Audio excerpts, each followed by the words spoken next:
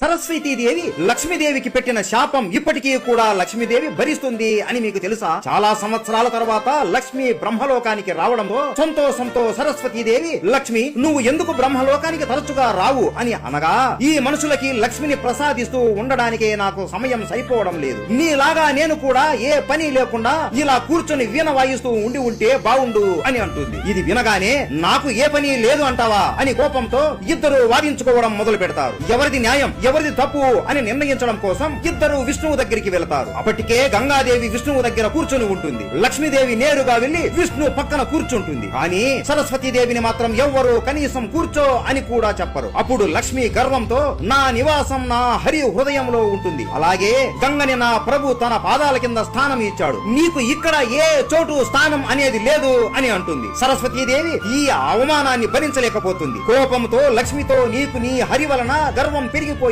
నీ హరి నుండి నేను నిన్ను దూరం చేస్తాను, నువ్వు భూమి మీద తులసిలాగా జన్మిస్తావు, నీకు విష్ణువుకి అస్సలు సంబంధం ఉండదు అని చెప్పించి వెళ్ళిపోతుంది. ఇక్కడ ఎవరిది తప్పు, లక్ష్మీదేవిదా లేదా సరస్వతీదేవిదా? కామెంట్ చేయండి. విష్ణుదేవో భవ.